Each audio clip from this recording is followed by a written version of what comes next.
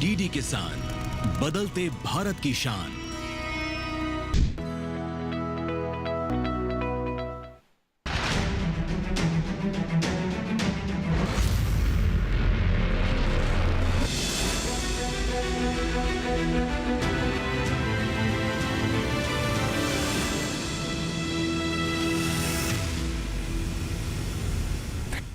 आप देख रहे हैं दूरदर्शन किसान चैनल। हमारे लाइव फोन इन कार्यक्रम हेलो किसान में आप सभी का स्वागत है। मैं हूं आपके साथ अदिति शर्मा।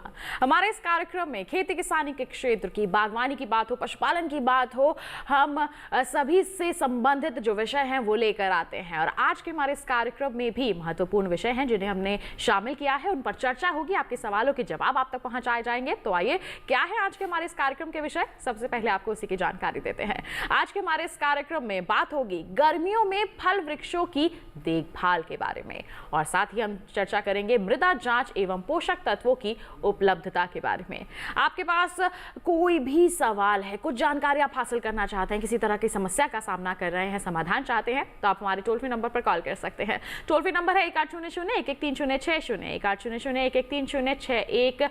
ये हमारे टोल फ्री यानी कि निःशुल्क नंबर है, जिस पर आप अगले 1 घंटे के दौरान कॉल करके अपने सवाल हमसे साझा कर सकते हैं। आप हमारे व्हाट्सएप नंबर पर फोन कर सकते हैं, मैसेज कीजिए 8800-520-717 हमारा व्हाट्सएप नंबर है। 8800-520-717 व्हाट्सएप नंबर है हमारा, जिस पर आप मैसेज कर सकते हैं। इसके साथ ही आपको बता दें, ईमेल के माध्यम से भी अपनी समस्याएं आप हमसे साझा कर सकते हैं। हेलो किसान 2015@gmail.com हमारी ईमेल आईडी है। तो किसान भाइयों बहनों, क्या विषय है और क्या माध्यम है हम तक अपने सवाल पहुंचाने के, उनके बारे में हमने आपको जानकारी दे दी है। अब बस समस्या का समाधान आप तक कौन पहुंचाएगा? हमारे विशेषज्ञ। तो आइए परिचय करवा देते हैं। हमारे साथ स्टूडियो में मौजूद है डॉक्टर जयप्रकाश, बता दें प्रधान वैज्ञानिक हैं, फल विज्ञान संभाग आईआईआई पूसा नई दिल्ली में। सर बहुत बहुत स्वागत आपका। साथ ही हमारे साथ लाइव जुड़े हुए हैं डॉक्टर वीरेंद्र कुमार पटेल जी। ये मृदा विज्ञान एवं रसायन विज्ञान से जुड़े हुए हैं, महात्मा गांधी चित्रकूट ग्रामोदय विश्वविद्यालय चित्रकूट, सतना, मध्य प्रदेश। डॉक्टर पटेल, आपका भी बहुत बहुत स्वागत है कार्यक्रम हेलो किसान में। बहुत बहुत धन्यवाद। तो आइए किसान भाइयों बहनों, आज के कार्यक्रम की शुरुआत करते हैं, और साथ ही आपको बता दें कि आपके कॉल्स के, मैसेज के, ईमेल के इंतजार में भी हम यहाँ बैठे हुए हैं। इसी के साथ चर्चा की शुरुआत कर लेते हैं। गर्मियों में फल वृक्षों की देखभाल से हम यहाँ शुरुआत करेंगे। तो डॉक्टर जयप्रकाश, गर्मियाँ जो हैं वो बढ़ती जा रही हैं, तापमान लगातार बढ़ता जा रहा है। ऐसे में अगर हम फल वृक्षों की बात करते हैं तो क्या महत्वपूर्ण बातें हैं जो ध्यान में रखे किसान? निश्चित रूप से आपने कहा कि अब अप्रैल का महीना चल रहा है, अप्रैल के मध्य में हम पहुंच रहे हैं, और तेजी से तापक्रम कई क्षेत्रों में, कल का तापक्रम 40 डिग्री या उससे अधिक का था। थोड़ा आज और कल में मौसम परिवर्तन हुआ है, लेकिन मई के महीने में तापक्रम और भी ज़्यादा जाएगा। ऐसे में दो तरह के ज़्यादातर जो फल वृक्ष हैं उन्होंने फरवरी या मार्च के महीने में उसमें फूल आया था या पुष्पन आया था, या कई जगह किसान फरवरी और मार्च के महीने में नई फसल को भी लगाते हैं। और हमने जो फसल लगाई होगी खास करके अगस्त और सितंबर तक के महीने में, जुलाई अगस्त सितंबर में 2024 में, और वो पौधे जो 1 साल के हैं, इन तीनों को बहुत ही देखभाल की ज़रूरत है। अधिक गर्मी से कैसे बचाएं? पहला है कि जो फसल है, क्योंकि किसानों का ज़्यादा फोकस होता है कि जो उनकी फसल इस वक्त खेत में लगी है उसको कैसे बचाएं, कैसे अनुकूलतम मॉइस्चर रखें ताकि कम से कम फ्रूट ड्रॉप हो, और साथ ही साथ नए पत्ते आते रहें, और फलों में कैसे बढ़वार बेहतर हो। इसके बारे में हम आगे चल के कार्यक्रम में विस्तृत चर्चा करेंगे। खास करके आम है, पपीता है, नींबू है, लीची है, ये सब फल पौधों में काफ़ी फूल आया हुआ है, फल लगा हुआ, धीरे धीरे बड़े हो रहे हैं। आगे चल के जामुन में भी फूल आने ही वाला है, उसमें भी फल आएगा। तो सबके बारे में चर्चा करेंगे, और कैसे हम छोटे पौधों को बचा सकते हैं इन गर्मी से, उसके बारे में भी। बिल्कुल। तो देखिए, कुछ महत्वपूर्ण बातें हैं जिनको अभी हमारे विशेषज्ञ ने संक्षेप में बताया है, लेकिन विस्तृत चर्चा हम आगे करेंगे और आपको जागरूक भी करेंगे कि किस तरह से आप अपने फल वृक्षों की देखभाल कर सकते हैं। लेकिन उससे पहले आइए, एक रिपोर्ट है हमारी, उस पर नजर डाल लेते हैं।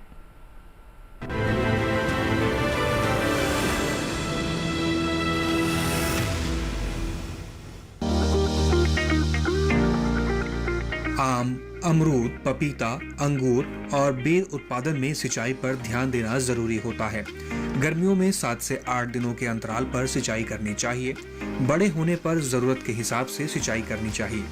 इस महीने आम के बागों में 1 वर्ष के वृक्ष के लिए 50 ग्राम नाइट्रोजन, 25 ग्राम फास्फोरस और 50 ग्राम पोटाश का उपयोग करें।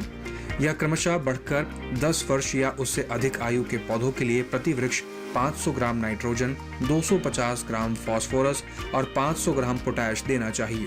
आम का गुच्छा रोग या माल फॉर्मेशन से ग्रस्त बौर की तुड़ाई कर दें। आम के फलों को गिरने से बचाने के लिए नेप्थलीन एसिटिक एसिड 20 मिलीग्राम प्रति लीटर या प्लोनोफिक से 5 लीटर प्रति 10 लीटर पानी में घोलकर छिड़काव करें। पहला छिड़काव फल बनने पर और दूसरा छिड़काव 15 दिनों के अंतराल पर करें। आम में ऊतक क्षय रोग के नियंत्रण के लिए 10 ग्राम प्रति लीटर बोरेट का छिड़काव करें। अमरूद में अप्रैल में सिंचाई न करें। फूलों को तोड़ दें जिसमें फल मक्खी फूलों में अंडे ना दे पाए, इससे फल सड़ जाते हैं। अमरूद की सिर्फ शरदकालीन फसल ही लेनी चाहिए। अमरूद में उकटा और काला वर्ण फल गलन या टहनी मार रोग नियंत्रण के लिए खेत साफ सुथरा रखना चाहिए। अधिक सिंचाई नहीं करनी चाहिए और जैविक खादों का उपयोग करना चाहिए। वहीं लीची के बागों में जरूरत के हिसाब से सिंचाई करते रहें। 100 ग्राम यूरिया प्रति पेड़ प्रति वर्ष आयु के हिसाब से डालें। लीची में फल छेदक की रोकथाम के लिए डाइक्लोरोवास 5 मिलीलीटर 10 लीटर पानी में घोल बनाकर छिड़काव करें। ध्यान रखें कि फसल में किसी भी तरह की दवा का छिड़काव करने से पहले कृषि विशेषज्ञों की सलाह जरूर लें।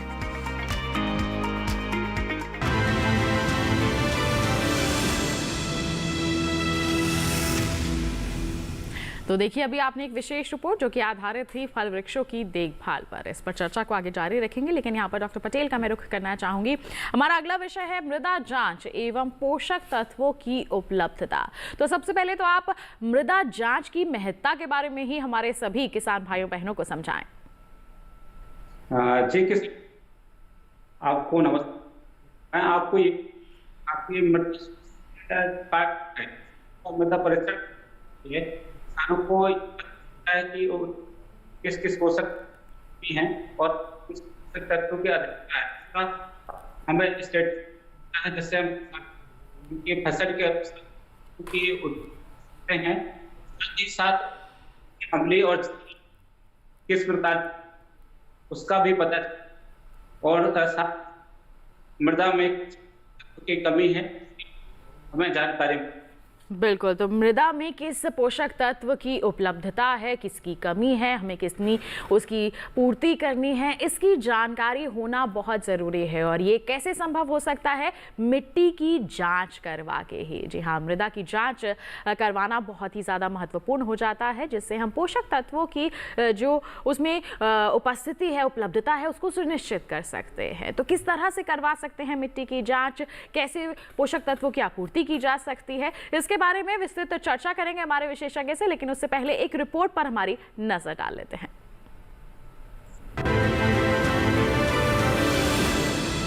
आवाज ओके सर, ओके मैं बताता हूँ सबको। अच्छी पैदावार के लिए खेत की मिट्टी का सेहतमंद होना बहुत जरूरी है। लेकिन आपके खेत की मिट्टी कितनी सेहतमंद है, ये जानने के लिए मिट्टी की जांच जरूरी होती है। बता दें कि पृथ्वी की ऊपरी भुरभुरी सतह को मिट्टी कहा जाता है। ये निचली पथरीली सतह से बिल्कुल अलग होती है और इसी में फसल उपजाने की क्षमता भी होती है। मिट्टी में फसलों के लिए जरूरी पोषक तत्व, कार्बनिक पदार्थ और जीवाणु पाए जाते हैं। सरकार भी मिट्टी की सेहत सुधारने पर खास ध्यान दे रही है, जिसके तहत मृदा स्वास्थ्य कार्ड बनाए जाते हैं। मिट्टी की जांच के लिए आप मृदा स्वास्थ्य कार्ड बनवा सकते हैं। मृदा स्वास्थ्य कार्ड एक प्रिंटेड रिपोर्ट है। इसे किसान को उसकी हर जोत के लिए दिया जाता है। इस कार्ड को मिट्टी की जांच के बाद तैयार किया जाता है। स्वास्थ्य कार्ड में खेत की मिट्टी की पूरी जानकारी लिखी होती है, जैसे मिट्टी में किन किन पोषक तत्वों की कितनी मात्रा है और कौन कौन सा उर्वरक अपने खेत में डालना चाहिए। साथ ही फसलों में पोषक तत्वों की उपलब्धता और उनका प्रबंधन भी जरूरी है। पोषक तत्व प्रबंधन का मतलब है फसल के लिए जरूरी माने जाने वाले पोषक तत्वों को फसल में देना। पौधों की अच्छी बढ़वार के लिए मुख्य रूप से 17 पोषक तत्वों की जरूरत होती है। पौधों की जरूरत के हिसाब से पोषक तत्वों में मोटे तौर पर 2 हिस्सों से बांटा जा सकता है। पहला मुख्य पोषक तत्व और दूसरा सूक्ष्म पोषक तत्व। वह मुख्य पोषक तत्व में carbon, hydrogen, nitrogen, phosphorus, potash, calcium, magnesium और सल्फर आते हैं। वहीं सूक्ष्म पोषक तत्वों में जिनकी जरूरत पौधों में काफी मात्रा में कम होती है, इसमें आयरन, जिंक, मैग्नीज, बोरॉन, तांबा और कोबाल्ट आते हैं।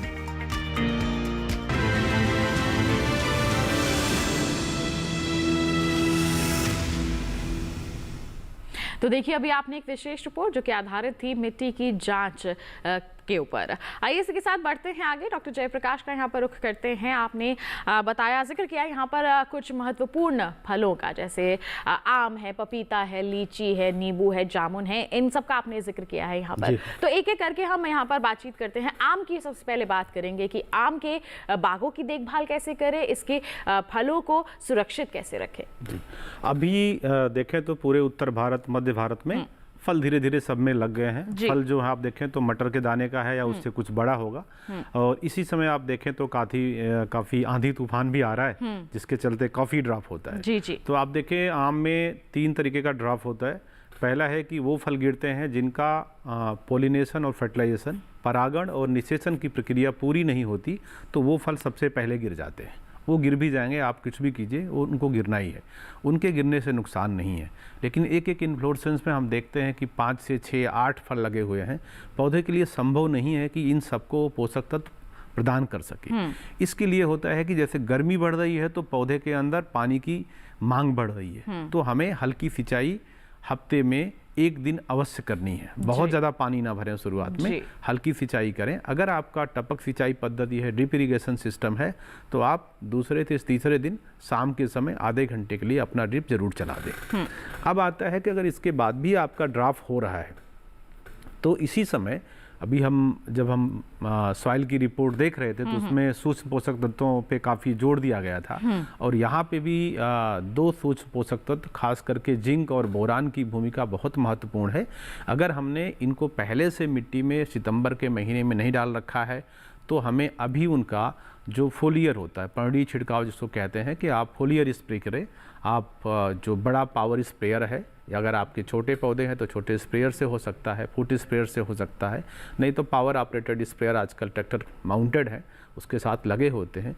उसकी मदद से आप जिंक सल्फेट, बोरान या सूक्ष्म पोषक तत्वों के पूरे पैकेट्स मिलते हैं। जो लिक्विड फार्म में मिलता है वो थोड़ा महंगा होता है, लेकिन किसानों के लिए उसका प्रयोग करना आसानी होता है, क्योंकि ज़्यादातर कंपनियों ने या जो भी हैं इस क्षेत्र में, उन्होंने 2.5 मिलीलीटर मात्रा 1 लीटर जल में घोल के छिड़काव करने की रिकमेंडेशंस है।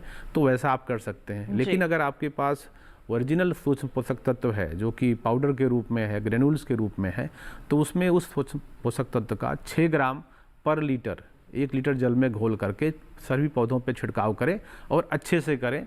12 से 15 दिन के अंतराल पर 2 बार करें। तो इससे ये होता है कि जो एक ऑक्सीजन हार्मोन होता है वो एक्टिवेट हो जाता है, तो हमारे ड्रॉप की समस्या कम हो जाती है।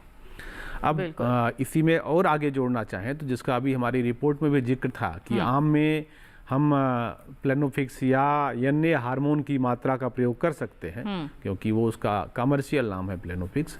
तो एनए हार्मोन जो होता है वो 10 मिलीग्राम मात्रा को अल्कोहल में हल्का सा पहले घुला लें, उसके बाद उसको डाइल्यूट कर लें पानी में 1 लीटर जल में। तो इसी के हिसाब से अपनी आवश्यकता के अनुसार आप पूरी मात्रा को बढ़ा सकते हैं जी। उसका छिड़काव आप 12 से 15 दिन के अंतराल पर 2 बार करें, तो इससे ये हार्मोन की मात्रा पर्याप्त हो जाएगी। और जो आपका आगे वाला ड्रॉप है, जिसको मार्बल ड्रॉप कहते हैं, या आगे चल के मई महीने में काफ़ी ड्रॉप होता है, बड़े होके फल होते हैं, तो ये ड्रॉप की समस्या या फल झड़ने की समस्या, गिरने की समस्या काफ़ी हद तक कम हो जाएगी। और जो फल आपके पौधे में रह जाएंगे वो फल तेज़ी से आगे बढ़ेंगे। बिल्कुल। तो यहाँ पर देखिए, अगर आम की बाग आपने लगा रखे हैं तो इस तरह से आप प्रबंधन कर सकते हैं। गर्मियों में होने वाले नुकसान से अपने फलों को, अपने वृक्षों को बचा सकते हैं। आम की खास तौर पर हमने यहाँ पर बात की है, अन्य फलों के बारे में भी, उनके देखभाल के बारे में भी चर्चा को आगे बढ़ाएंगे। लेकिन यहाँ पर मैं रुक करना चाहूँगी पहले डॉक्टर पटेल का। डॉक्टर पटेल, आपने बताया कि मृदा की जाँच बहुत ज़रूरी है पोषक तत्वों की उपलब्धता को सुनिश्चित करने के लिए। तो हमारे किसान मिट्टी की जाँच करवाना चाहते हैं, तो इसके लिए उन्हें ये पता होना चाहिए कि उन्हें कब करवानी चाहिए मिट्टी की जांच, सही समय क्या रहता है, इसके बारे में क्या कहेंगे?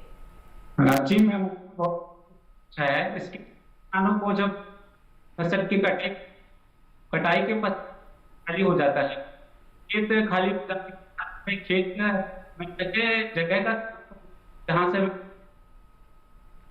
बिल्कुल। तो देखिए यहाँ पर जब फसल की कटाई हो जाए, खेत आपका खाली हो गया है, उस समय आपको मिट्टी की जांच करवानी चाहिए। यही हमारे विशेषज्ञ द्वारा जानकारी दी जा रही है। तभी सही समय रहता है किसी अन्य फसल की बुआई से पहले आप जांच करवा लें। अगर कोई भी पोषक तत्व की उसमें कमी दर्शा रही है, आपकी जो रिपोर्ट है, तो उसके अनुसार आप उसकी पूर्ति कर लें और फिर उसके बाद आप बुआई करेंगे तो आपकी उपज भी अच्छी होगी, मिट्टी की सेहत भी बेहतर बनी रहेगी। किस तरह से जांच का नमूना लेना है, क्या क्या प्रक्रिया रहती है, जानेंगे। लेकिन पहले मैं यहाँ पर डॉक्टर जयप्रकाश का रुख करना चाहूंगी एक बार फिर से। आम के बारे में हमने बात कर ली, लीची भी गर्मियों में बहुत देखने को मिलती है, फल उसके लगे रहते हैं, तो इसको लेकर क्या कहेंगे हमारे किसानों को? हाँ, तो अगर आप देखें तो आम का फूल आना जैसे ही मंजर खत्म होता है तो आप पश्चिम उत्तर प्रदेश में जाएंगे, जो उत्तराखंड से सटा हुआ एरिया है, इस एरिया में काफी लीची होती है, काफी लोगों के घरों में भी है। बाकी बिहार और बंगाल, झारखंड ये तो लीची के लिए फेमस है। फिर आप पंजाब में गुरदासपुर है या लोअर हिमाचल में भी होती है। तो यहाँ पे इस वक्त फूल आया हुआ है जी। अगले 1 हफ्ते से 10 दिन के अंदर सब जगह ये फल लग जाएंगे। लेकिन आप बंगाल या बिहार में देखेंगे तो वहाँ पहले से ही फल लग गए हैं, क्योंकि उनके और यहाँ के फूल आने में 15 से 20 दिन का अंतर होता है। अब जब एक बार आपका फूल आ गया, लीची बहुत थोड़े दिन की क्रॉप होती है। आप देखें तो मार्च के महीने में फूल आता है, 15 अप्रैल तक फल लगते हैं और यही फल आपका जून के महीने में पूरी तरह से तैयार हो जाता है और जून में लगभग लीची समाप्त हो जाती है। हमें ध्यान इस बात को देना है कि क्रैकिंग एक बड़ी समस्या है और क्रैकिंग की देखभाल के लिए जो अभी डॉक्टर पटेल से भी आप चर्चा कर रहे थे कि आप किसी चीज़ का सॉइल सैंपलिंग आपको कब करना है। तो जब तक हमें ये नहीं पता होगा हमारे सॉइल हेल्थ कार्ड के माध्यम से कि हमारी जो मिट्टी है उसमें कौन सा पोषक तत्व कम है, कौन सा ज़्यादा है, तब तक हम उसकी आवश्यक मात्रा का निर्धारण नहीं कर सकते हैं। तो ऐसे में देखना है कि अगर हमने पहले से फर्टिलाइजर या उर्वरक या खाद जो भी डालना था वो पहले से डाला है तो अच्छी बात है। यदि नहीं डाला है तो सूक्ष्म पोषक तत्वों का छिड़काव अवश्य करें, खासकर लीची में, और हो सके तो इसमें थोड़ा मैग्नीशियम सल्फेट भी मिला लें, खास करके 5 ग्राम प्रति लीटर। बिल्कुल, कि जैसे 6 ग्राम प्रति लीटर हमने पहले बताया आम के केस में, लीची में भी वैसा प्रयोग कर सकते हैं और मैग्नीशियम सल्फेट का भी प्रयोग कर सकते हैं साथ में। लेकिन किसी भी दशा में ये जो कंसंट्रेशन होगा वो 1% से ऊपर नहीं जाना चाहिए दोनों मिला के, नहीं तो कई बार पत्ते जलने का चांस होता है, क्योंकि अधिक गर्मी रहती है और पत्ते भी कई बार नए आते रहते हैं, फल छोटे हैं, तो इससे फलों में जो वृद्धि और विकास की प्रक्रिया है वो तेजी से होगी। और यहाँ पे भी फ्रूट ड्रॉप की एक बड़ी समस्या है, वो फ्रूट ड्रॉप कम हो जाएगा और हमें नमी भी रखनी है बराबर, नहीं तो लीची बहुत जल्दी क्रैक हो जाता है। खास करके मान लो जैसे सूखा मौसम है और एकाएक तेज बारिश हो गई, पानी भर गया, तो बहुत जल्दी फल गिरने लगते हैं। बिल्कुल, तो लीची के बाग में ये समस्या आ सकती है। इस तरह से आप प्रबंधन करके अपने लीची के वृक्षों को बचा सकते हैं, उनकी बेहतर तरीके से देखभाल कर सकते हैं। आज के इस कार्यक्रम के पहले कॉलर नंदस्वरूप मिश्रा जी हमारे साथ फोन लाइन पर जुड़ गए हैं। आइए जान लेते हैं उनका सवाल क्या है। हेलो हेलो हेलो, नमस्कार, स्वागत आपका कार्यक्रम में, पूछिए अपना सवाल। नमस्कार सर, मेरा नाम नंदस्वरूप मिश्रा, बाराबंकी, उत्तर प्रदेश से। मैं जानना ये चाहता हूँ कि आम हमारा मटर के बराबर के ऊपर हो गया तो ऐसी फसल में कैसा पानी देना चाहिए, कैसा पोषक तत्व करना चाहिए, कौन सा उपचार करना चाहिए जिससे हमारा आम पकने ना पाए, कोई पत्ती ना होने पाए, अभी गिरने ना पाए, तो इसको कैसे हम बचाएं? जी नंदस्वरूप जी, अभी हमने 5-7 मिनट पहले ही इसी बारे में विस्तृत चर्चा की थी। मैं अभी जल्दी से दोहरा देता हूं कि मटर के दाने का आम हो गया है तो आप सूक्ष्म पोषक तत्व जो भी बाजार मिलता है, जो सामान्य रूप से आप धान गेहूं में भी प्रयोग करते हैं या अन्य फसलों में प्रयोग करते हैं, तो उसका जो ग्रेन्यूल्स आता है उसकी मात्रा को ले लें 6 ग्राम प्रति लीटर। 6 ग्राम प्रति लीटर के हिसाब से 12 से 15 दिन के अंतराल पर 2 छिड़काव करें, तो उसमें जिंक भी होता है, बोरान भी होता है, मालिब्डेनम भी होता है, आयरन भी होता है, कॉपर भी होता है। इसकी वजह से आपके जो फल लगे हुए हैं आपके वृक्ष पे वो तेजी से बढ़वार भी करेंगे और इनके गिरने की प्रक्रिया कम हो जाएगी। तो इस चीज़ का विशेष ध्यान रखें। बिल्कुल, तो नंदस्वरूप मिश्रा जी, आपके सवाल का जवाब हमारे विशेषज्ञ ने आप तक पहुंचा दिया है और ऐसे ही इस सिलसिले को आगे जारी रखेंगे, सवालों के जवाब पहुंचाएंगे हमारे दर्शकों तक। लेकिन फिलहाल रुक रहे एक छोटे से ब्रेक के लिए। कहीं मत जाइए, देखते रहिए हमारा लाइव फोन इन कार्यक्रम हेलो किसान और बने रहिए दूरदर्शन किसान पर।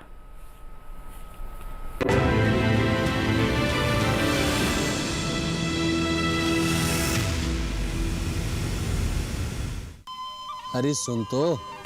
मुझे क्या सुनाना चाहते हो? जो सुनाओ मेरी सौतन को। किसको? अरे वही तुम्हारा मोबाइल फोन जिससे सुबह शाम दिन रात चिपके रहते थे और कहते थे किसान कॉल सेंटर से बातें हो रही हैं।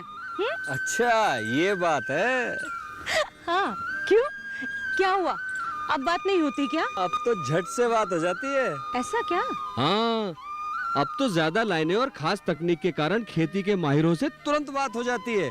और अगर कभी लाइन व्यस्त हो तो अपनी समस्या फोन पर रिकॉर्ड करा दो, वहाँ से फोन आ जाता है और समस्या की हल का मैसेज भी आ जाता है। ये देखो आ गया। अरे वाह, इसका मतलब इंतजार की घड़ी अब खत्म। हाँ।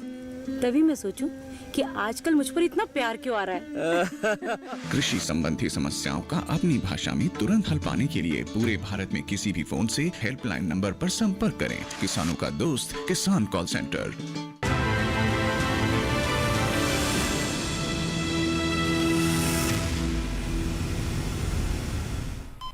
ब्रेक के बाद दूरदर्शन किसान चैनल के लाइव फोन इन कार्यक्रम हेलो किसान में आप सभी का फिर से स्वागत। आज हम बात कर रहे हैं गर्मियों में फल वृक्षों की देखभाल के बारे में और साथ ही मृदा जांच और पोषक तत्वों की उपलब्धता के बारे में भी।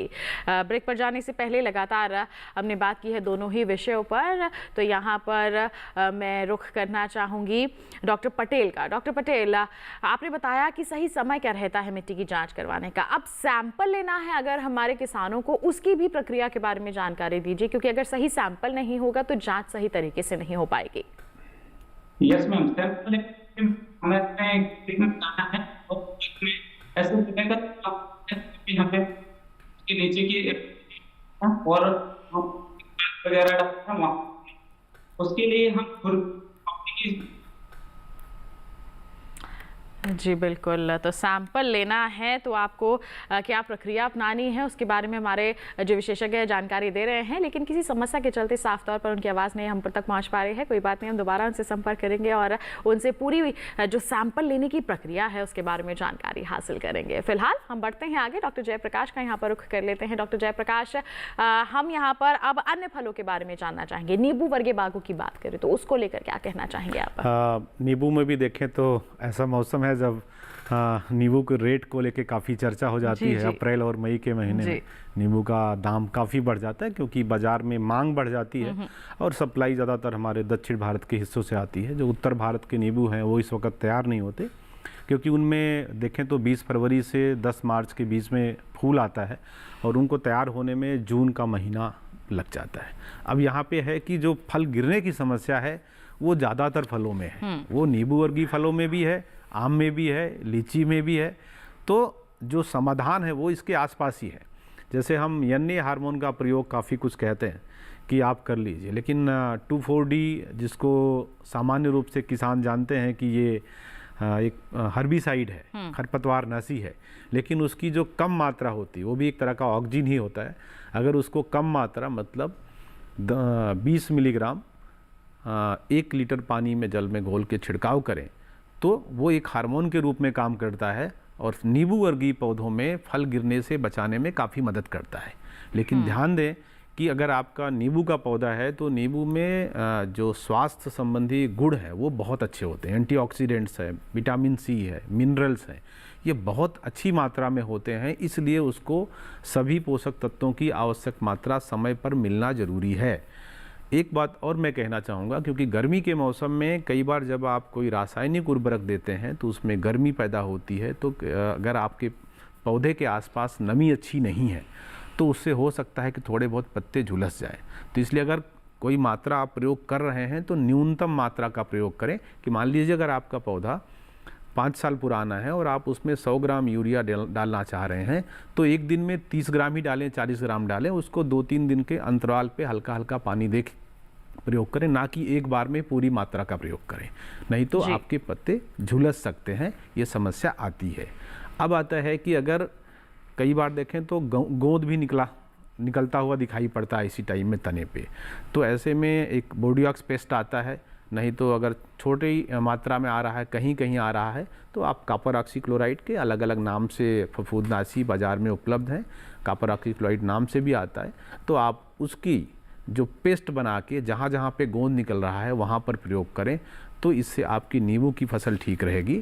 लेकिन जो पानी देने की प्रक्रिया है, जी। फिर से मैं कह रहा हूँ कि पानी देने की प्रक्रिया हफ्ते में एक बार हल्की सिंचाई नींबू में भी अवश्य करें, और अगर आपका टपक सिंचाई पद्धति है तो 2 से 3 दिन के अंतराल पे शाम के समय जरूर दें पानी को, क्योंकि शाम के समय देने का लाभ होता है कि जो इवापोरेशन होता है, डायरेक्ट धूप नहीं पड़ती है, तो आप जो पानी देते हैं वो अधिक से अधिक पौधे की जड़ों में जाता है और फल के काम आता है। जी, वाष्पीकरण नहीं होता है, जिससे पूर्ण रूप से जो हमारे पेड़ है उनकी जड़ों तक पानी पहुंचता है, जिससे फायदा मिलता है हमारे पेड़ों को। तो ये तमाम जो सावधानियां हैं या फिर कहें कि सस्य क्रियाएं हैं हमें करनी चाहिए जब हम नींबू के बागों की देखभाल कर रहे हो, तो और खासतौर पर गर्मी के समय में। बढ़ते हैं आगे, विदिशा से हमारे साथ अर्जुन सिंह राजपूत जी फोन लाइन पर जुड़ गए हैं, जान लेते हैं उनका क्या सवाल है। हेलो। हाँ जी, नमस्कार, स्वागत है आपका कार्यक्रम में, पूछिए अपना सवाल। हमारा सवाल ये है, मेरी नींबू के पेड़ के फूल झड़ रहे हैं। नींबू के फूल के पेड़ फूल झड़ रहे हैं। जी, फूल झड़ रहे हैं डॉक्टर जयप्रकाश। ठीक है, मैं समझ गया। एक्चुअली जहाँ भी नींबू में देर से फूल आता है वहाँ पर गिरने की समस्या अधिक होती है। खास करके जब भी आपका तापक्रम, अगर आपका फूल नींबू में 35-36 डिग्री सेल्सियस से ऊपर के तापक्रम पे आता है तो फूल जल्दी गिरते हैं।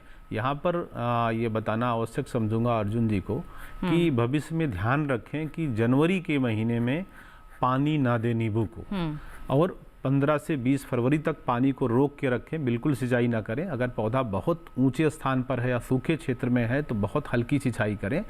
और क्योंकि जब भी अगर ज़्यादा नमी होगी फूल आने के समय तो अपने आप फूल गिरते हैं, और इस वक्त जो गिर रहे हैं मैं समझ सकता हूं, क्योंकि विदिशा का तापक्रम भी जो होगा वो 38 से 40 डिग्री के आसपास का तापक्रम होगा। और जब परागण और निषेचन की प्रक्रिया नहीं पूरी होती तो उसके चलते भी फूल गिरते हैं।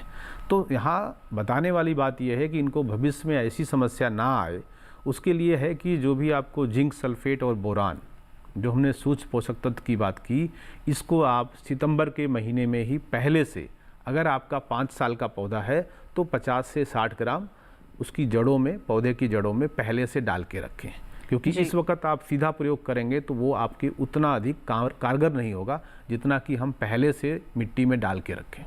बिल्कुल। तो अर्जुन जी, जो आपका सवाल था कि फूल गिर रहे हैं तो उसके लिए क्या कारण हो सकता है, किस तरह से आप बचाव कर सकते हैं और उपचार कर सकते हैं, हमारे विशेषज्ञ ने उसके बारे में आपको विस्तार से बता दिया है। बढ़ते हैं आगे, और आपसे अब हम जानना चाहेंगे कि अन्य जो हमारे फल होते हैं जैसे पपीता हो गया, जामुन हो गया, इनके लिए हमारे किसान क्या कर सकते हैं? जी हाँ, ने कहा कि जो आज हमारा दूसरा विषय था वो किसी कारण से पटेल जी से कांटेक्ट वैसा नहीं हो पा रहा है, तो जब भी कोई बाग लगाएं तो धान गेहूं तो आपकी 3 महीने से 5 महीने 6 महीने की फसल होती है, लेकिन जब भी बाग लगाएं तो सॉइल हेल्थ कार्ड उसका ज़रूर बनाएं या उसकी मिट्टी की जांच ज़रूर कराएं। और मिट्टी की जांच के साथ ये देखें, क्योंकि ये जो पौधे लगते हैं वो कोई पपीता तो चलो 2 से 3 साल तक की फसल है, जामुन है जो 50 से 60 साल तक जाता है, आम 40 से 50 साल तक जाता है। तो मिट्टी की जांच बड़ी महत्वपूर्ण है, और मिट्टी का सैंपल इकट्ठा करने से पहले एक बार ज़रूर कोशिश करें कि किसी केवीके में जाके, जो हर हमारे जितने भी कृषि विज्ञान केंद्र हैं या जो आसपास के संस्थान हैं, आपके कोई कॉलेज होगा या एग्रीकल्चर यूनिवर्सिटी है, तो वहाँ पर जाके मिट्टी को सैंपलिंग कैसी करनी है। क्योंकि कई बार देखा जाता है कि जो खेत की सिचुएशन होती है सॉइल हेल्थ कार्ड वैसा नहीं बताता क्योंकि अगर हमने गलत सैंपल कहीं गलती से ले लिया तो उसकी रिपोर्ट वैसे ही आएगी जैसा उसमें मिट्टी है। तो सैंपलिंग पहले सीख लें ताकि भविष्य में आने वाली जो चुनौतियां हैं, खास करके फल वृक्षों के मामले में, उसको हम बेहतर समाधान कर सकें। अब वापस आते हैं कि पपीते पे जिन किसानों ने फरवरी और मार्च के महीने में रोपाई करी है, उनके लिए ये आवश्यक है कि वो पौधे के आसपास, अगर आपने मल्चिंग पहले से कर रखी है तो अच्छी बात है, और मल्चिंग नहीं है तो खास करके जो जड़ क्षेत्र है उसके आसपास नमी रहे, लेकिन सीधी धूप की किरणें, जो सूर्य की किरणें हैं, सीधा ना पड़े, नहीं तो वहाँ पर पीथियम और फाइटोप्थेरा 2 फफूंद होते हैं जो हमेशा मिट्टी में रहते हैं, वो ज़्यादा सक्रिय हो जाएंगे ऐसे तापक्रम पे। तो वहाँ पे पुआल डालें या धान का जो आपका पुआल होता है उसका प्रयोग करें या सूखी घास का प्रयोग करें, ताकि इस गर्मी से हम जो तना और जड़ सड़न रोग है उससे बच सकें। बिल्कुल। तो देखिए यहाँ पर ये तमाम सावधानियां हैं जो बहुत ज़्यादा ज़रूरी हो जाती हैं जब हम देखभाल की बात करते हैं। बढ़ते हैं आगे, हमारे साथ नागेंद्र जी जुड़ गए हैं मंडी हिमाचल प्रदेश से। आइए जान लेते हैं उनका क्या सवाल है। हेलो हेलो, नमस्कार मैडम जी, मैं हिमाचल प्रदेश के सरकाबाद मंडी से नागेंद्र सिंह नेगी बोल रहा हूँ। जी नमस्कार, स्वागत आपका कार्यक्रम में। पूछिए अपना सवाल। मैडम मेरा सवाल दो है। एक तो है कि ये जो मृदा जांच की जो बात कह रहे हैं, तो ये क्या हर रबी और खरीफ की फसल के बाद या कितने अरसे के बाद ही करवाना लाजमी है जी? क्योंकि मिट्टी का जो स्वरूप है वो बदलता रहता है। तो दूसरा ये है कि ये जो सूक्ष्म जो पोषक तत्वों के बारे में ये बता रहे हैं, तो ये क्या हम जैसे तांबे के बर्तन में पानी पीते हैं या लोहे की कढ़ाई में खाना बनाने से भी उसको वो मिल जाता है, तो क्या इन धातुओं को किसी पानी में डाल करके और कुछ हफ्ते के बाद अगर पानी के रूप में अगर इस्तेमाल करें सिंचाई के रूप में, तो क्या उसका फायदा वैसे ही मिलेगा जो जिंक वगैरह और कोबाल्ट वगैरह दूसरी जितने की धातुएं हैं, तो क्या ये हमें स्पष्ट करें। बिल्कुल, तो स्पष्ट तौर पर आपको यहाँ पर जानना है कि मिट्टी की जांच कब कब करवानी चाहिए और सूक्ष्म पोषक तत्व किस तरह से दे सकते हैं, उसके विकल्प क्या हो सकते हैं। बिल्कुल, डॉक्टर पटेल से हमारा जो है संपर्क नहीं हो पा रहा है नेटवर्क की खराबी के चलते, तो डॉक्टर जयप्रकाश आपसे इनपुट यहाँ पर लेना चाहेंगे। जी, जैसा इन्होंने नागेंद्र जी ने कहा कि ये किसी भी किसान के लिए या संस्था के लिए संभव नहीं है कि हर सीजन के बाद वो जाके मिट्टी की जांच करवाए। ये काफ़ी टीडियस है और उसके इतने फायदे नहीं है क्योंकि उसमें भी कॉस्ट लगती है। कई जगह तो ये मुफ्त में सुविधा उपलब्ध है और कई बार मंत्रालय या कृषि विभाग के पास इतने सैंपल हो जाते हैं क्योंकि हमारे यहाँ जोत छोटी है तो किसानों का संख्या काफ़ी ज़्यादा है। तो लेकिन आप 2 से 3 साल के अंतराल पे कर सकते हैं। खास करके अगर आप जैसे ये मंडी से हैं, हिमाचल से हैं, जहाँ पर आप ऐसी खेती करने जा रहे हैं जो अगले साल 10 साल 20 साल 30 साल फल वृक्षों में है, वहाँ तो आप ये खेती प्रारंभ करने से पहले ही कर लें, ज़्यादा बेहतर है। और जो सामान्य फसलें हैं जैसे हमारी धान गेहूं की फसलें हैं, सब्जियां हैं, वहाँ आप 2 से 3 साल पे कराएं तो कोई दिक्कत नहीं है क्योंकि इतनी तेजी से जो न्यूट्रिएंट हैं, पोषक तत्व हैं, उनका स्तर ना बहुत तेजी से गिरता है ना बढ़ता है, तो 2 से 3 साल पर्याप्त समय होता है। बिल्कुल, जी हाँ। तो जैसे इन्होंने कहा सूक्ष्म पोषक तत्वों के लिए कोई विकल्प भी है? हाँ, एक इन्होंने और सवाल रखा था कि जैसे हम लोहे की कढ़ाई में खाते हैं तो कहते हैं कि हमारे शरीर में हीमोग्लोबिन या आयरन की मात्रा आती है और आजकल कॉपर के जो बोतल्स हैं उनका भी प्रचलन बढ़ा है क्योंकि लोग समाज में स्वास्थ्य को लेकर जागरूकता बढ़ी है। बिल्कुल, जागरूकता काफी हो गई है। ऐसे में उसका प्रभाव है, निश्चित रूप से है नगेंद्र जी। लेकिन सवाल यह है कि जो हम पानी पीते हैं वो तो दिन भर में 3 लीटर पानी पिएंगे, 4 लीटर पिएंगे, लेकिन जो हमारे 1 एकड़ में 1 हेक्टेयर खेत में ज़रूरत है जितने पानी की, उतने पानी को आपको इनमें रखना संभव नहीं है। बिल्कुल। लेकिन आपने देखा होगा कि जो नेचुरल फार्मिंग है या जो होमो फार्मिंग बहुत से लोग करते हैं, वहाँ पे जो उसकी औषधियाँ बनाई जाती हैं उसमें इनका प्रयोग किया जाता है जब आप कोई सोल्यूशन बनाते हैं कोई तो सॉल्वेंट के साथ में। लेकिन बड़े पैमाने पर संभव नहीं है, लेकिन निश्चित रूप से जिस बर्तन का आप प्रयोग करेंगे उस बर्तन में जो तत्व उपलब्ध है वो आपके पानी में उसके साथ जाएगा, सूक्ष्म मात्रा जाएगी। जी बिल्कुल। तो नागेंद्र जी, आपके दोनों ही सवालों के जवाब हमारे विशेषज्ञ ने आप तक पहुंचा दिए हैं और इसी के साथ बता दें वक्त तो चला है कार्यक्रम में एक और छोटे से ब्रेक का। आप कहीं मत जाइए, हम जल्द ही हाजिर होंगे। बने रहिए दूरदर्शन किसान पर, देखते रहिए हमारा लाइव फोन इन कार्यक्रम हेलो किसान।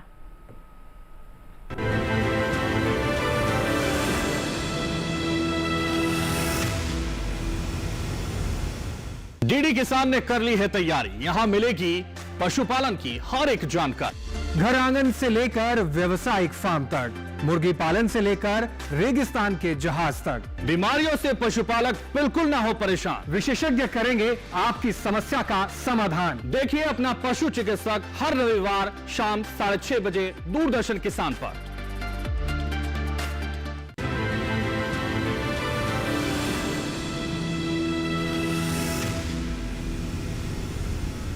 ब्रेक के बाद दूरदर्शन किसान चैनल के लाइव फोन इन कार्यक्रम हेलो किसान में आप सभी का फिर से स्वागत। आज हम बात कर रहे हैं गर्मी में फल वृक्षों की देखभाल के बारे में और इसके साथ ही मृदा जांच और पोषक तत्वों की उपलब्धता के बारे में। कोई सवाल है आपके पास, जल्दी से अपना फोन उठाइए, आप हम तक अपने सवाल पहुंचा सकते हैं। इस वक्त भी एक कॉलर हमारे साथ जुड़े हुए हैं मध्य प्रदेश से, सुखदेव जी। आइए जान लेते हैं उनका सवाल क्या है। हेलो हेलो नमस्कार, स्वागत आपका कार्यक्रम में, पूछिए अपना सवाल। नींबू के पौधे लगाना था 2 एकड़ जमीन में। नींबू के बारे में आप क्या जानना चाहते हैं? पौधे लगाना चाहता हूँ। पौधे लगाना चाहते हैं, क्या सही समय रहेगा, क्या कर सकते हैं, बताएं डॉक्टर जयप्रकाश। ये बारिश की लग जा रही है, बारिश का लग गिर जाती है गिरी की तरफ। क्या कहा आपने सुखदेव जी ने? लास्ट में जो कहा थोड़ा स्पष्ट नहीं हुआ हमें। एक बार दोहरा दीजिए अपना प्रश्न सुखदेव जी। जी नींबू के पौधे लगाना है, इसके बारे में जानकारी दीजिए। यहाँ में लिख रहे हैं हमारे गिलास में। जी जी, क्या समझ गए आप। ये 2 एकड़ नींबू लगाना चाहते हैं और नींबू एक अच्छी फसल है।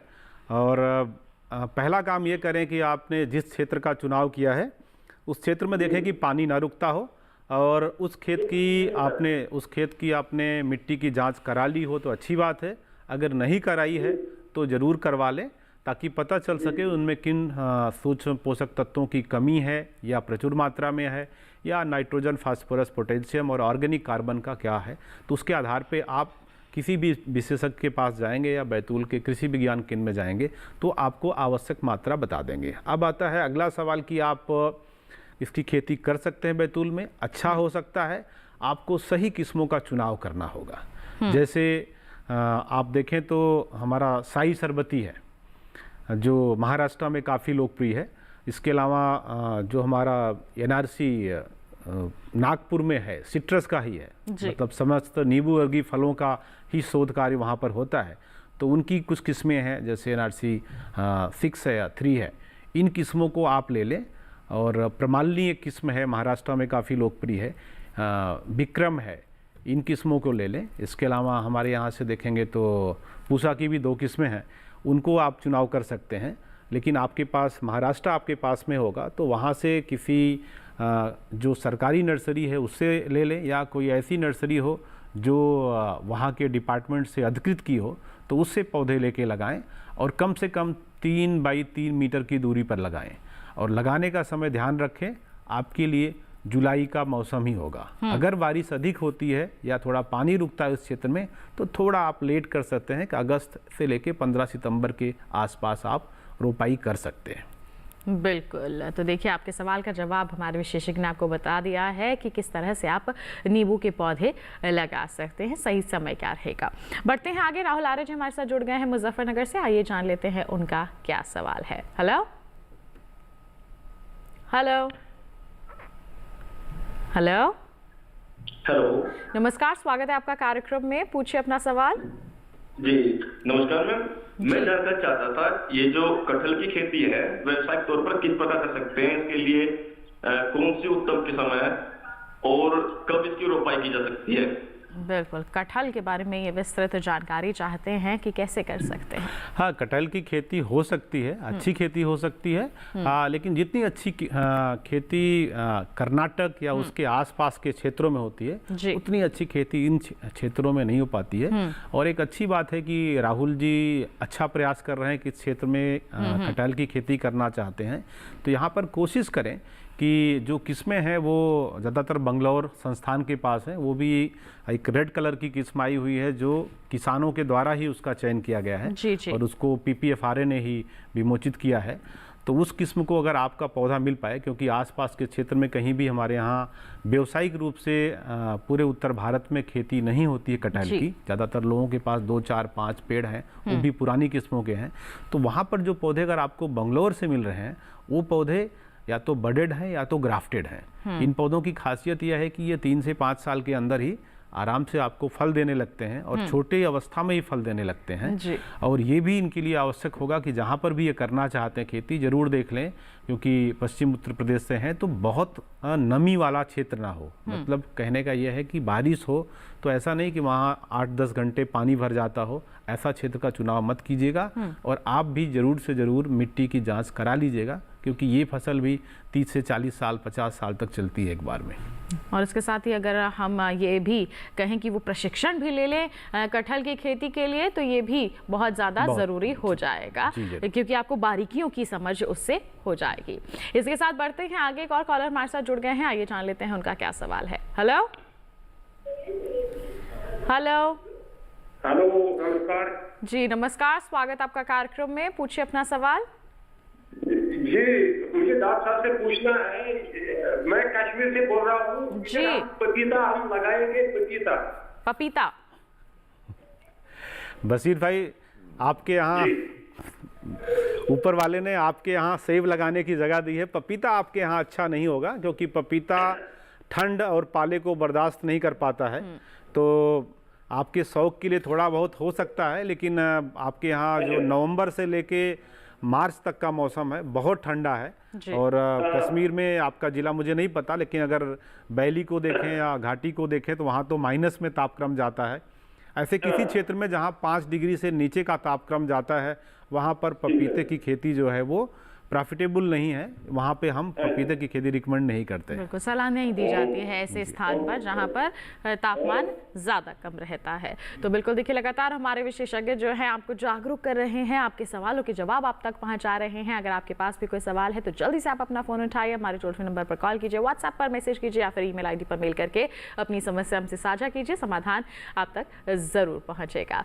इसके साथ ही हम बढ़ते हैं यहाँ पर आगे और लगातार डॉक्टर जयप्रकाश हम सूक्ष्म पोषक तत्वों की बात कर रहे हैं। सॉइल हेल्थ कार्ड का भी हमने यहाँ पर जिक्र किया।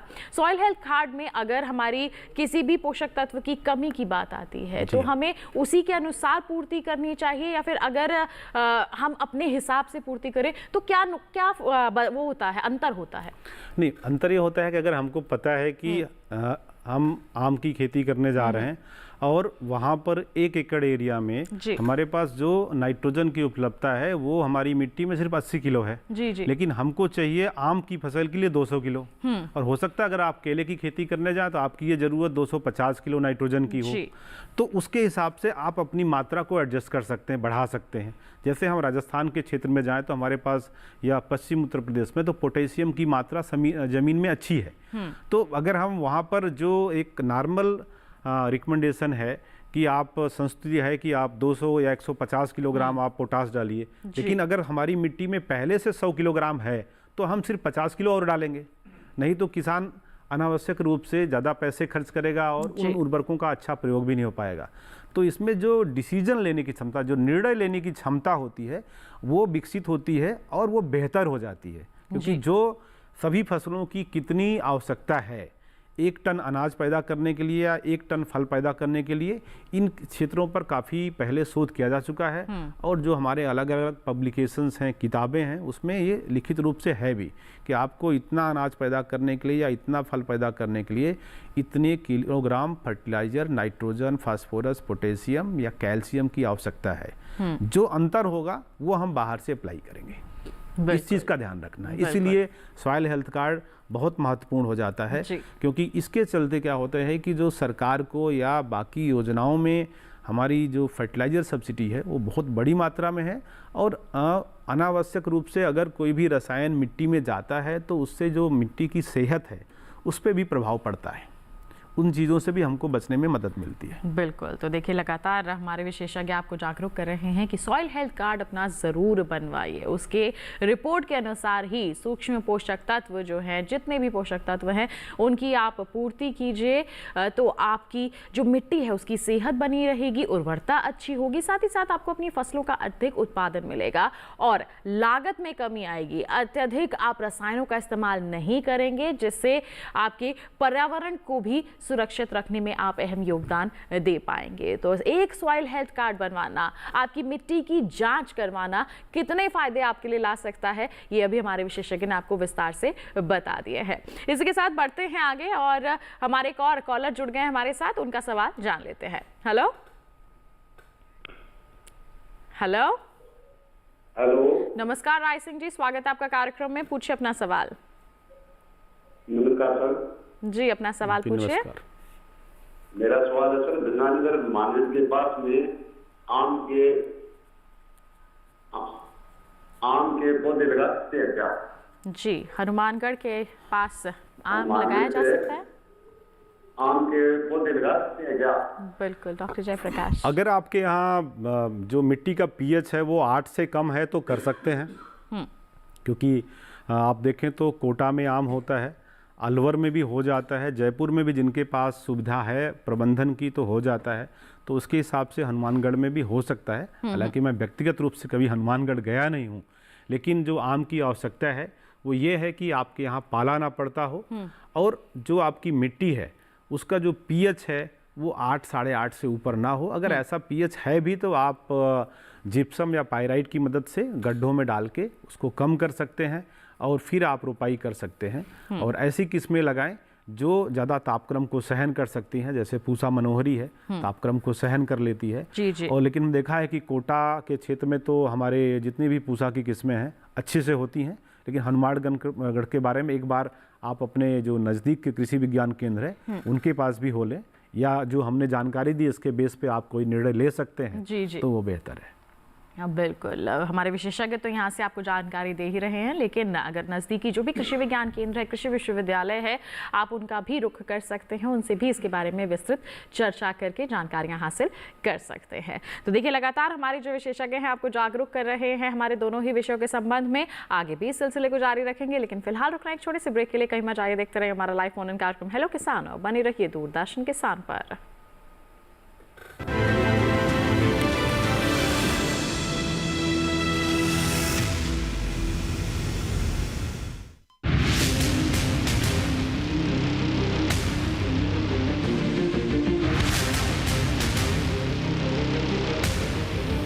जब तपती है धरती, सूरज उगलता है आग, ठंड में जब सर्दी जमा देती सबके हाल, सब छुप जाते अपने अपने घरों में, तब बाहर निकलता सिर्फ एक इंसान, भरने के लिए हम सबका पेट, खून को पसीने की तरह देता बहा, थक जाता, झुलस जाता, हो जाता बीमार, तब उसकी सेहत का ध्यान रखता सिर्फ डीडी किसान।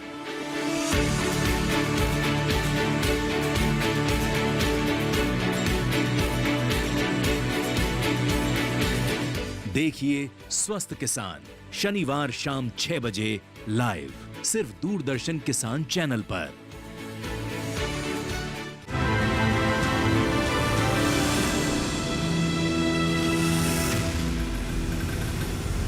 ब्रेक के बाद दूरदर्शन किसान चैनल के लाइव फोन इन कार्यक्रम हेलो किसान में आप सभी का फिर से स्वागत। आज हम बात कर रहे हैं गर्मियों में फल वृक्षों की देखभाल के बारे में, मिट्टी की जांच और पोषक तत्वों की उपलब्धता के बारे में। कोई सवाल है आपके पास, जल्दी से अपना फोन उठाइए, हमारे टोल फ्री नंबर पर कॉल कीजिए, व्हाट्सएप पर मैसेज करके या फिर ईमेल आईडी पर मेल करके अपने सवाल आप हमसे साझा कर सकते हैं। आप जल्दी कीजिए क्योंकि अब समय काफ़ी कम रह गया है।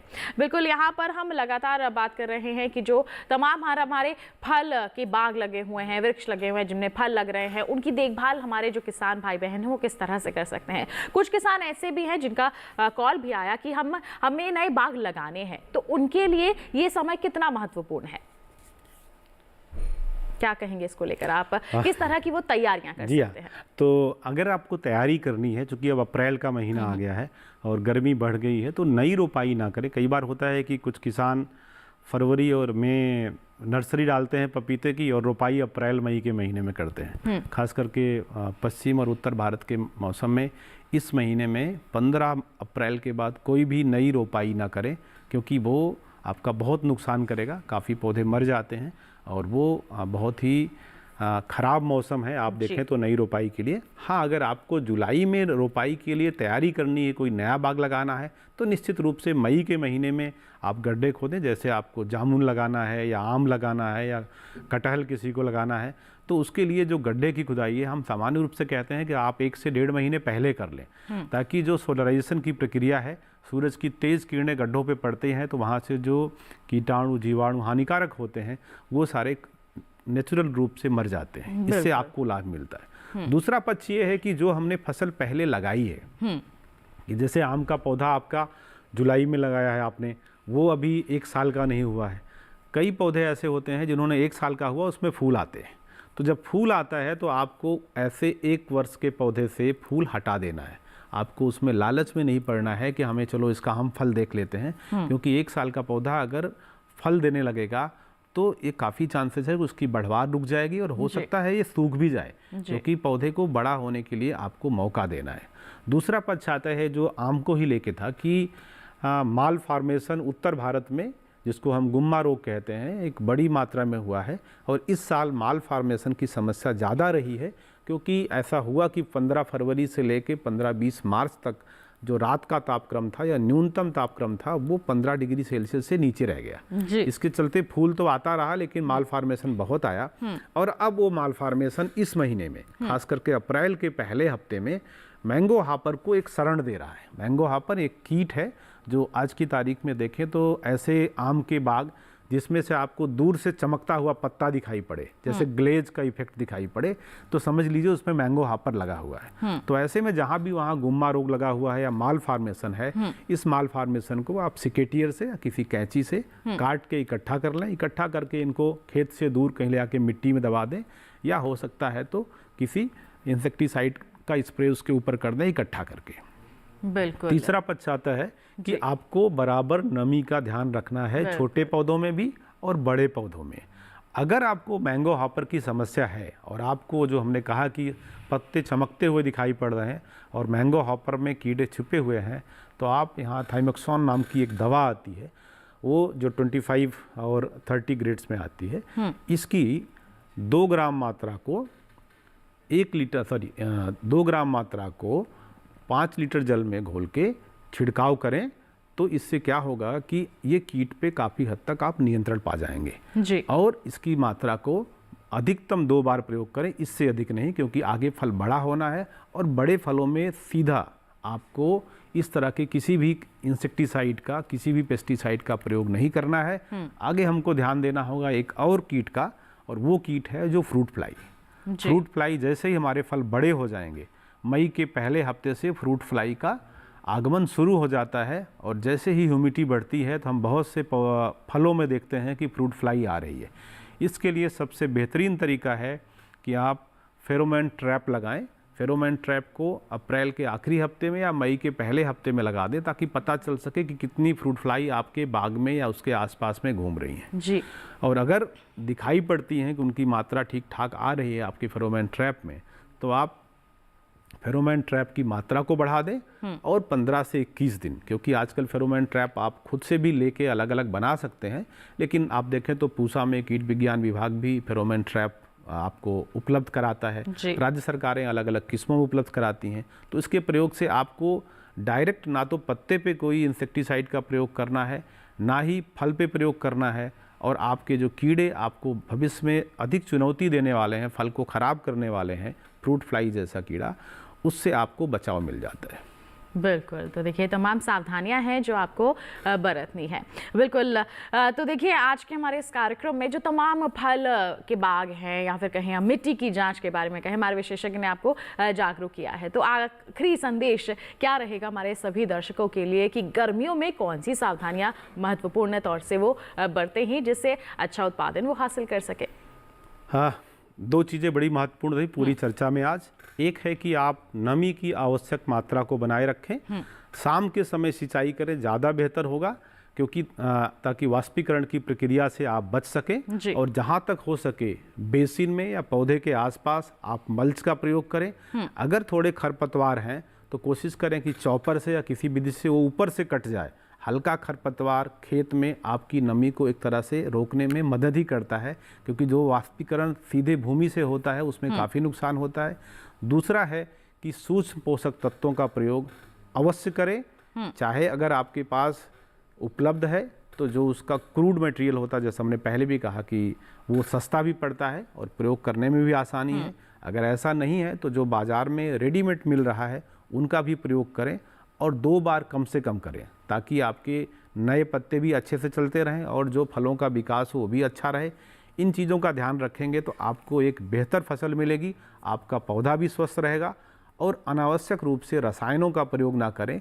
फेरोमोन ट्रैप जैसे संसाधनों का प्रयोग करें, जिससे आपका जो फल हो वो सेफ रहे और आप ऑर्गेनिक फार्मिंग की तरफ जाएं और वो फल जो भी खाए वो भी स्वस्थ रहे। बिल्कुल, तो देखिए हमारे विशेषज्ञ ने दोनों ही विषयों से संबंधित इतनी अहम जानकारियां आप तक पहुंचाई हैं। हम उम्मीद करते हैं कि ये सारी जो जानकारियां हैं आपके लिए फ़ायदेमंद साबित हुई होंगी। और डॉक्टर जयप्रकाश, आपका बहुत बहुत धन्यवाद देना चाहेंगे, आप यहाँ पर उपस्थित हुए, आपने सभी के सवालों के इतने महत्वपूर्ण जवाब दिए हैं, बहुत बहुत धन्यवाद आपका। और डॉक्टर पटेल भी हमारे साथ यहाँ पर जुड़े थे, लेकिन तकनीकी समस्या के कारण उनसे हमारी जो चर्चा है आगे नहीं हो पाई। आपका भी बहुत बहुत धन्यवाद डॉक्टर पटेल। तो किसान भाइयों बहनों, आज के कार्यक्रम में आपने गर्मियों में फल वृक्षों की देखभाल के बारे में और साथ ही साथ हम बात करें मिट्टी की जांच और पोषक तत्वों की उपलब्धता के बारे में जान लिया। अगले कार्यक्रम का विषय आइए आपको बता देते हैं। अगले कार्यक्रम में हम बात करेंगे फूलों की खेती में विविधीकरण के बारे में और इसके साथ ही चर्चा होगी कार्यक्रम में अनाज भंडारण की आधुनिक विधियों के बारे में। दोनों ही महत्वपूर्ण विषय हैं। अगर आपके पास कोई भी सवाल है, कोई जानकारी आप हासिल करना चाहते हैं, पहले ही अपने सवाल हम तक पहुंचाइए। आप हमें ईमेल कर सकते हैं hellokisan2015@gmail.com हमारी ईमेल आईडी है। इसके साथ ही फेसबुक के जरिए भी जुड़ सकते हैं। हिंदी में टाइप कीजिए हेलो किसान, फेसबुक पर जाकर हमारा पेज खुलेगा, पोस्ट कर सकते हैं सवाल या सुझाव। डीडी किसान कॉल सेंटर नंबर है 1800-113-060। सोमवार से शनिवार सुबह 6 बजे से रात के 10 बजे तक कॉल करके आप अपने सवाल रिकॉर्ड करवा सकते हैं, जिन्हें हम कार्यक्रम में जरूर शामिल करेंगे। और बता दें, आपको दोबारा देखना है आपको हमारा ये कार्यक्रम, तो टीवी स्क्रीन पर दिखाए जा रहे इस QR कोड को स्कैन कर लीजिए, सीधा पहुंचेंगे हमारे YouTube चैनल पर और तमाम जो जानकारियां हैं आप पुनः हासिल कर सकते हैं। तो किसान भाइयों बहनों, अगले अंक में हम फिर होंगे हाजिर नए विषय नए विशेषज्ञों के साथ। तब तक के लिए हमें दीजिए इजाजत, लेकिन आप बने रहिए दूरदर्शन किसान पर। नमस्कार।